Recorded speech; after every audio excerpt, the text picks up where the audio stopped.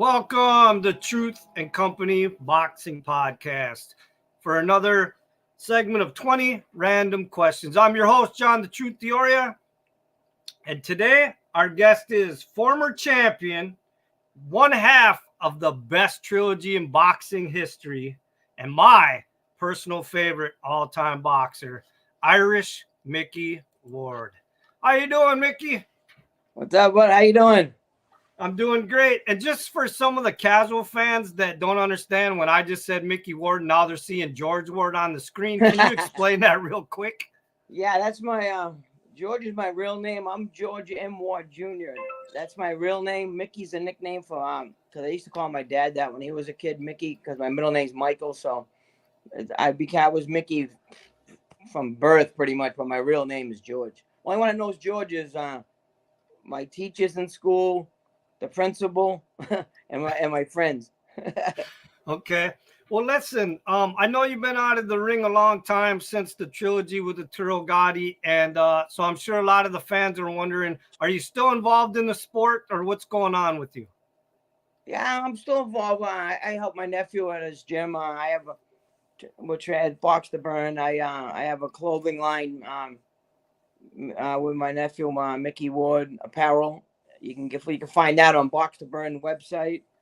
So I have that also, and I still doing my work. I work, still do my stuff I used to do years ago when I was fighting, the construction stuff, and a bunch of other stuff. Speaking engagements I do motivational speaking, all stuff like that. And you can reach me by Prince Marketing. That's for all my Prince Marketing, California, for my speaking engagements and all that. Okay. And I see that you got a poster behind you, The Fighter, from the movie The Fighter. So I want to bring that up real quick, just so the fans get to know and I get to know. Are we going to see a sequel to The Fighter? Well, I'm not sure. Mark was talking about it. He always wanted to, but then the pandemic hit, and then the pandemic, and then after that, then there was a strike, and then so things got put back. I'm not really sure yet. Hopefully it gets made about the trilogy and the fights we had and the friendship we formed and me training them and all the craziness that went on between us and stuff. And so hopefully that happens. But, it was starting, it was getting going, but then everything, like I told you, happened, and then it got put back on the shelf. So we'll see if it happens or not. I'm not sure. Okay. Hopefully. So you ready? So you ready for these random 20 questions? Yes. Yeah. All right. Question 1. How did you get involved in the sport of boxing? My brother Dickie fought. Dickie, he's well known, but fighting Sugar Ray in '78 and going the distance with him, and giving a good, handle himself very well. And that's how I got started. I was 7. I went down to the gym with him. Used to walk into the gym not walk to the gym, but go up, carry his bag. Was bigger than me at 7 years old, and that's how I started back then. Okay. Question 2. What boxers have inspired you in your boxing career? I got my brother did. When I started out, it was him. Local guys. I looked up to her, and my uncles Bo James, Larry Connie, brother-in-laws. I looked up to them. And then for fighters, Marvin Hagler, big time. Marvin Hagler, Sugar Ray Leonard, and then the old fighters I loved Colin Basilio, guys like that fought like that, and Sugar Ray Robinson, probably the best pound for pounder, one of the top 5 pound for pound fighters ever, him, just like guys like that, like a Carlos Monzoon, I could go on with older names, but it's only a little bit of time we got. Okay. Question 3. Who's the one fighter that you never got to fight that you really wanted to fight? Nobody. No one. I don't know. I never really wanted to fight. I mean, whoever I fought, I just fought. I never really looked at it like I want to fight him or I want to fight him, or it was just whatever I fought, I guess I just rolled with it. Okay. All right. Question 4. So, do you have a relationship with a Turogati Jr.? And if so, tell me about it a little bit. No, I never met him. And I'd like to meet him one of these days. I see him online and on the internet, and he's a hell of a little fighter. You know what I mean? He looks just like his dad. He fights like his dad, and all the best to him. I'm gonna hopefully I meet him one of these days soon, and you get to see him and meet him. But he's a hell of a fighter. Yeah, and that's what I was going to bring up because I saw that he's about 14 now and he's been doing amateur fights and they're comparing him to his dad. And wouldn't that be a crazy ending to you guys' story if someday you ended up training him? Yeah, that'd be crazy. That'd be awesome. Yeah, it'd be pretty unique, you know. It'd be crazy. So, just for some of the fans that don't know, after your trilogy with his father, Arturo Gatti, you retired. Now, I don't want to get the information wrong, so tell me how exactly that went. Did you become one of his coaches for a while? Well, I trained him for his last fight ever. No, what happened was after I fought him, after our 3 fights, Pat Lynch's manager says, Mickey, I want you to come to every fight with Arturo. We'll get you down here, blah, blah, blah. He goes, I want you to walk him into the ring every fight. And I said, yeah, I would love to. And me and Arturo started becoming friends little by little, but then we became really good friends, you know. Slowly but surely we became like really close, and then I ended up training him for his last fight with Alfonso Gomez. We trained in Florida, and it's just crazy how it happened. But yeah, then I became his trainer. Yeah, and then you guys actually became buddies and started golfing against each other too, Yeah, right? we golfed. Yeah, we used to golf together. You know, he'd come down here to Boston area and Lowell and hang out and stuff and go to my golf tournament I have every year. And we just became really close. Okay, so question 5 actually has to do with him. Can you tell me a story involving you and Arturo Gatti? I saw many of them. Which one, when we were drinking or not? No, I'm only kidding. I'm just kidding. We got Toro. It was funny because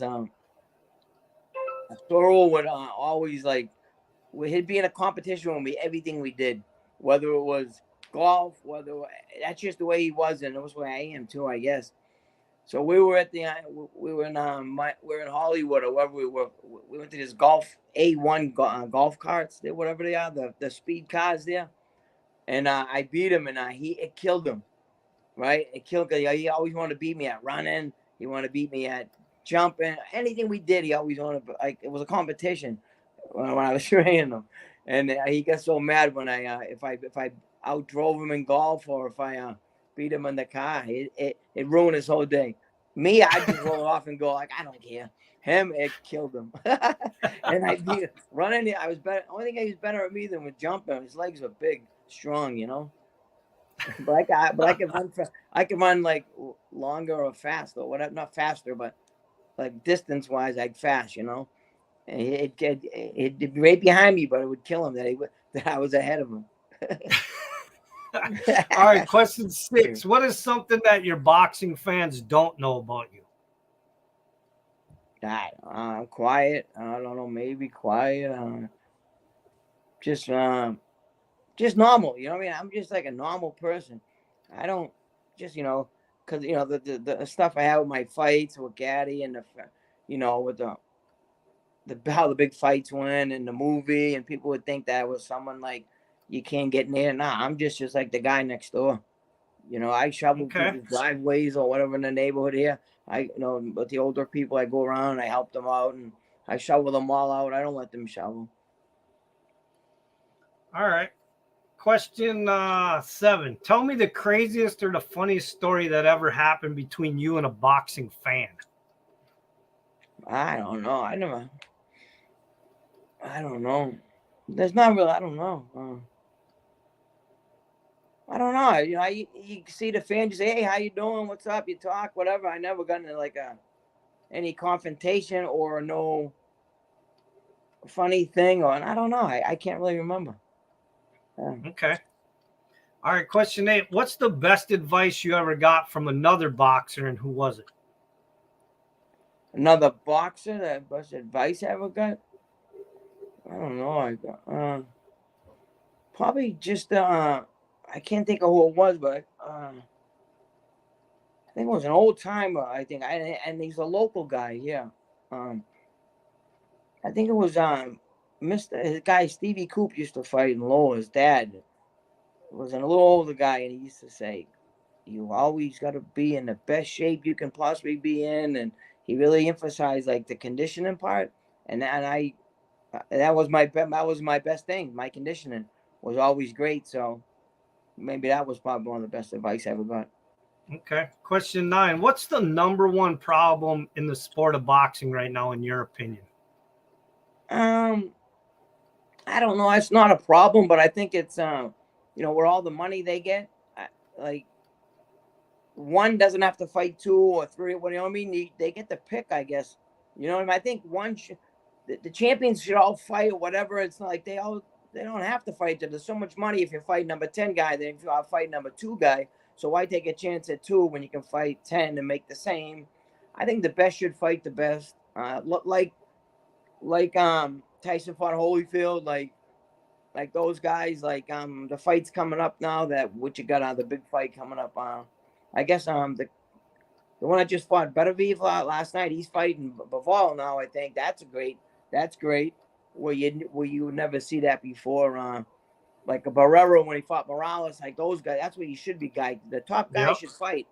That there's not enough of that. I mean, and I'm not saying it's a bad thing, but but people want to see the best fight the best, and I think they should, No, I agree. I think once you're in the top 10, I think you should be able to, the champion should have to give you a shot. If you're in the top 10, yeah, exactly. But it should be like 1 fights 2 or 2, 3 or whatever. It doesn't go like that. It's like, I don't know. I guess you got to be ranked in this or ranked in that. It's just, yeah, right. I don't get it. And there's so many different championships now. It's like, I mean, it's good for the fighter because it puts them in position to fight for a bigger fight or a better, more money fight. But for the fans, they don't know who the champ is because there's like 30 titles or whatever, And then you start getting into that interim belts and all that other stuff. Yeah, interim. What do you got that for? A couple of weeks and a month or whatever? I don't know. I don't understand it. All right, question 10. Have you ever had an incident where you thought you were going to die? No, I don't think so. I mean, when you're fighting in there, you don't even think about when you're dying. That's the last thing on your mind. You're just trying to survive, but survive from just probably getting beaten, not dying. But I mean, outside the ring. What about outside the ring? Have you ever had a situation where you thought you could possibly die? No, I don't think so. Maybe some injuries I had at work. I don't know. I don't know. No. Okay. Hopefully not. Question 11. Who was the hardest puncher you've ever faced in the ring in a fight or sparring? Toro hit very hard too. I know he was one of the right up there with the hardest. That kid Mike Mungeon, like when I was younger, he was a strong kid. Out of Philly. Frankie Warren, he was a strong kid. I had so many guys back in the 80s when I fought him, like in the 90s, that was strong. Then you got the guys. There's so many of them. I don't know. I mean, I don't know. There's a lot of them. What the hell? I can't remember half the guys. Yeah. Showing my age and getting hit enough. What about that? I'm just curious. They call him the drunk Sanchez. Alfonso, he was like the Mexican I knocked out. He was beating me all the whole fight. He punched very hard. Yeah, okay. He punched very hard. How hard did Burton, the drunken master, did he hit hard? Emmanuel Augustus, Burton, yeah. He wasn't a one punch guy, but he knew where to place him. He would place him right in the right spot, and he would throw him from all different angles. So you would be like, you wouldn't think the punch would be coming, and it'd come from like over this way with like with the opposite hand and for right to your solar plex or something. He had a weird style like that, herky jerky, but he had a little snap in his punch. Was it frustrating fighting him because of his style? Oh, yeah, very. And that fight there was very close too.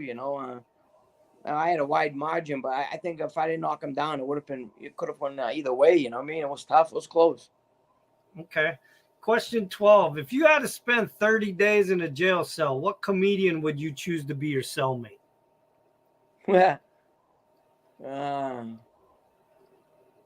Oh, what's his name with the WAP? So many of them. The one from what the hell is his name? Steve Hart, not Steve. Steve what's his name? Who's the guy with the white hair? Ron White? No. Oh. No, I can't think of it. Oh man, what the hell's his name? He's a comedian. Oh, I'm getting bad. Jesus Christ. It's at CTE. Yeah, it's kicking in. No, it's not even that. It's just the guy that played in oh man, what the fuck is it? Excuse my language. Steve Martin, is it? Oh, okay. What is that? His name, Steve Martin? You're going way back on me. Him and Rodney Dangerfield, guys like that, you know. Okay. Yeah. I don't know. Yeah, you went Jim way Carrey, I don't know, all these guys. you went way back on me on Steve Martin. I thought you were going to come up with a guy that's current right now. Oh, I don't know. There's a lot of them.